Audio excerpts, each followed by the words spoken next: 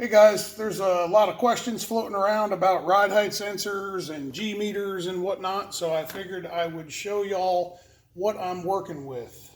This is the VPS from Davis Technologies, the guy who revolutionized traction control, started the whole thing. He has come up with a very cool G meter, but this is way more than just a G meter. This is vehicle position sensor. So what this does is it shows you ride height, or I'm sorry, yaw, roll, pitch, x-axis, y-axis. It does a lot. So what I'm going to do is give you a quick, this probably won't be quick because I like to ramble, synopsis of what this thing can do. As you guys know, I'm Holley EFI, so everything I'm going to show you is related to how you use it with Holley EFI. And of course, this unit works with everybody's EFI system that can see a 0 to 5 volt analog signal in, and you know, Fuel Tech, XFI, Big Stuff 3 probably doesn't, I don't know. But what I'm going to do is show you Holley. So this is the VPS, $799. You will get the VPS unit itself right here, and you will get the mount. Show them the mount. So it's kind of hard to grab a picture from there, but I've got a picture over here on top of my toolbox of it. So you get the roll bar mount, and you get the harness, and you, let's see, show them this. Here's a better picture of it. There you go. There's the mount. And you get the, so you get the VPS, you get the mount, and then these little things. So these are important. These are standard MSD ones. They're rock hard, you know, so this is like what you would use on your, you know, 7531. These are the ones for the VPS. So they're very squishy. It's kind of hard to video. There you go. You can kind of see. But these are very special. Shannon explained to me that they went through a lot of hardship trying to figure out exactly what to use. You can even see there's a difference in color. So these are very important to the installation of the VPS. I wanted to harp on this because these little MSD ones are not the same thing. So there's a lot of engineering that went into this unit as a whole. This is not your typical G meter. This does a whole heck of a lot more, and it is extremely accurate. So if you purchase the VPS, you can, you know, this thing's pretty new, so either buy it direct from Shannon Davis at Davis Technologies or any of the Davis dealers. I know Joe Opaleski and Greg Hurlbut over at Hyperactive, they're a big Davis dealer. Justin Minzenmayer's a Davis dealer down in Texas. He's got a very big dealer network. I just don't know everybody. So $799, you get the VPS, you get the mount, you get the wiring harness, you get the rubber isolators, and for an additional $200 at time of purchase, you get this guy. This is a remote display. So if you do not have a profiler, you need the remote display. So if you order the VPS and the remote display, he knocks $50 off the remote display. Normally the remote displays are $250. He knocks $50 off, so it's $999, and you get the whole shebang. If you want to add his wheelie control strategy, it is $700. Now, I've already seen messages, and I've gotten messages, and I've seen, you know, comments, oh my God, $1,500 for a G meter, that's crazy. This isn't a G meter. It's not just a G meter. I can't harp on that enough. So I'm not going to get into how to build a wheelie control advanced table with Holley, not in this video. I just want to show y'all what the difference is between, you know, a ride height sensor and a VPS, and why this VPS is more beneficial for your drag race program than you would think. So If you look at this sheet here, this is the wiring diagram, and it's got 5 analog outputs, 1, 2, 3, 4, 5. It's got an arming switch. It's got a trans brake sync to, so it'll sync with your trans brake at the release. And the reason that trans brake sync is there is because with the remote display, you can get a virtual time slip. So this one, I have no passes on this thing, so virtual time slip. You've probably seen some of these pictures floating around that Shannon's put up. This thing is deadly accurate.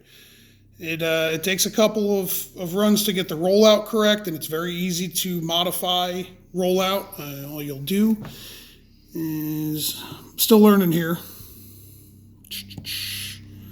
Time slip rollout, you just adjust rollout up and down until you get it right. But this thing is deadly accurate. So some of those no prep races and no time slip races are a thing of the past. You get your own time slip and it saves a whole bunch of them. So I'm still learning this thing, so you have to bear with me here, but it'll save a bunch of virtual time slips. So this in itself, I think is pretty awesome. This thing also CAN bus communicates with the profiler.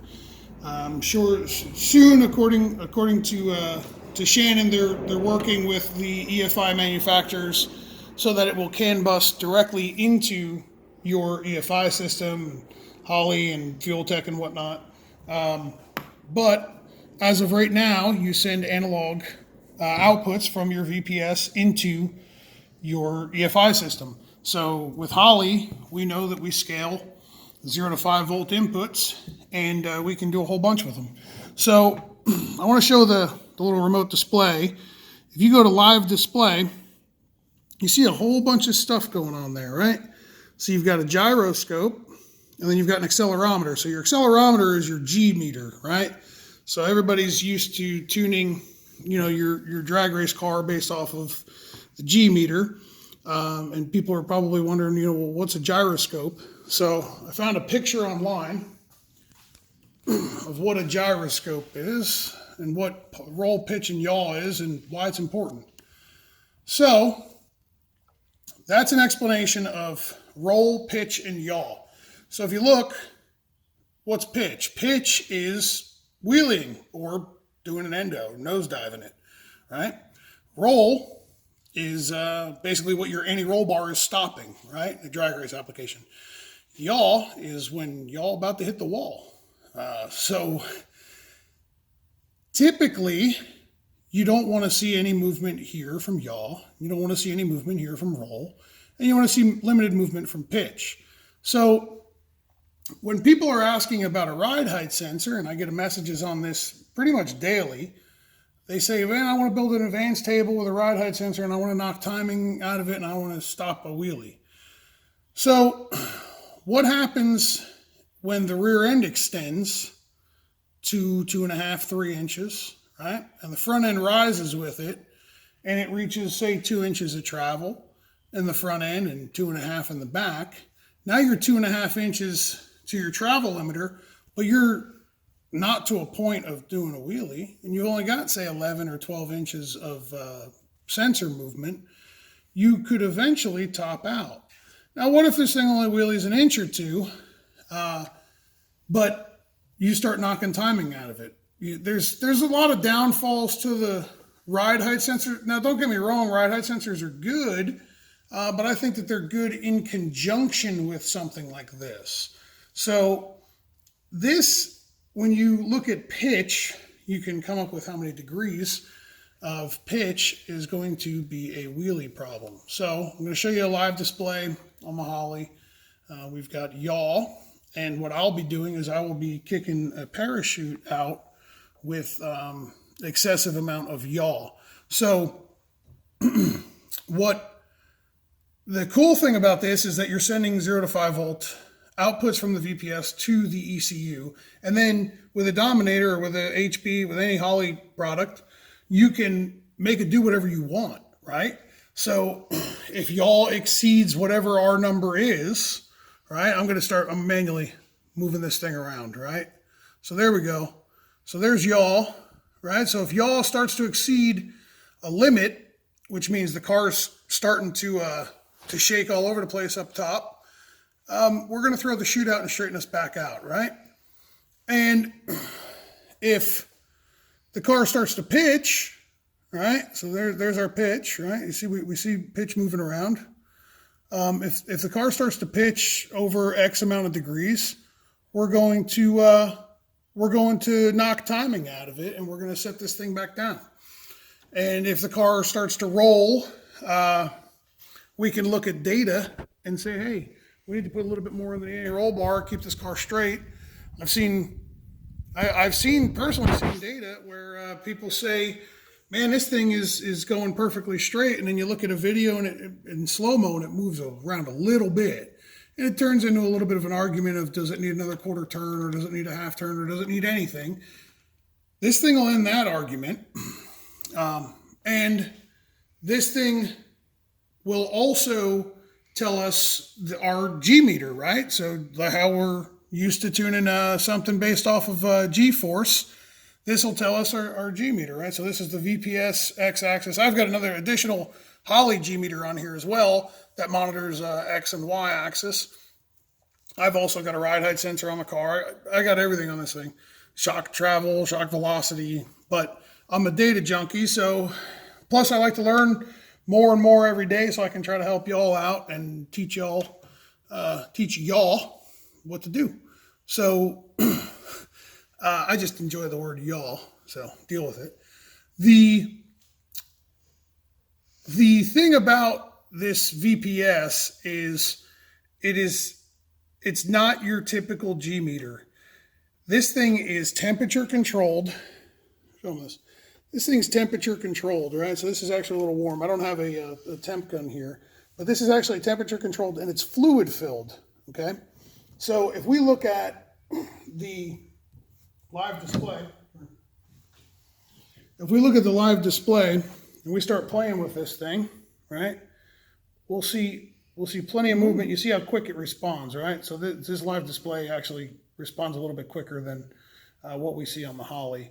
I mean, the ECU sees it, but what we see on the actual display, the live display of the Holley, isn't nearly as fast. And if you want to, another cool thing with this thing is that you can add self-learning traction control to this device, okay? So if you do not have a profiler, if you do not have maybe a TC2 or something like that, you can add it right into this device. So this is kind of like an all-in-one unit. Now, this does not take place of the profiler, in my opinion. The profiler, I have a profiler, and I'm looking forward to playing with it. And the little bit that I have done with the software has been fantastic. But using this in conjunction, it will CAN bus straight over to the profiler and tell it everything it needs to know. And you go into the profiler software and you make your adjustments based off of the feedback that it's getting. So when I was talking about 5 analog outputs, you can set them up, okay? So if you've, let me go back here. I'm sorry. So you can see we're monitoring 11 channels, okay? Zoom in there. So we're monitoring 11 channels. This VPS monitors 11 different channels. We have the option to send out 5 of them, okay? So we have 5 0 to 5 volt outputs that can go to the ECU. Well, at some point you may decide, well, I don't need the Y-axis anymore. That's not really that important to me in a log. So I need the Fusion X-axis, okay? I'm not going to get into Fusion. Shannon explained it to me. I think I need another explanation. But basically, it is 3 different type of processors all combined into one to give you a more accurate reading. But for now, we're going to talk about, X and Y plus the gyro. So you notice here it says 7 and 8, which is wheelie control and traction control retard, and smart drop. So if you don't know what smart drop is, Shannon has come up with a way of completely killing cylinders, shutting them off, and doing it effectively and safely. So it'll kill a cylinder, and then it has to, if you have smart drop set on setting 1, it'll kill a cylinder, and it has to wait until that cylinder fires 7 more times before it kills that same cylinder again. So for you high horsepower or high fuel usage methanol cars, that's really important. That's a lot better than killing a cylinder randomly and having it hydrolock. For you nitrous guys, you may never want to shut a cylinder off completely, but the option is there. So those outputs can all be sent to the ECU, and you can do what you want with them. So that's without purchasing his traction control. That's without purchasing his wheelie control that's built into this unit. You can do whatever you want with any of these, and you can program all of them. So output 1 through 5, and you can pick what you want out of each one of these, right? So you can send 5 signals to the ECU, and you can change them at any time without having to repin anything in the ECU, without having to remove any wires out of the connectors. I thought that was kind of slick. You can also power this thing through the USB. So if you wanted to set up the VPS through the USB, you can. And you can, all this stuff when you set it up, right, it asks you the orientation is the sticker up or down, and orientation is the connectors back or front, so like the back of the car or the front of the car. So the importance of having this thing set up correctly is, without a basis, you don't have any type of advancement. So I stress to people all the time that when you do this, be thorough and be mindful of what you're doing when you install something. So let's look at how this thing's wired here, right?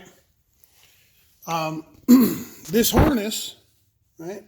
So this harness is going to have some slack on it, okay? But this is 18 gauge TXL wire. There's 12 of them, and they can get a little heavy. So if you zip tied this thing, like look at this, if you zip tied this thing tight and pull in this way, what's good of having something that's free moving real easily if we're already jerking it one direction, right? So be mindful when you install this that you don't want to have it preloaded in one direction or the other from the wiring harness, or from zip tying something to it, or whatever you do.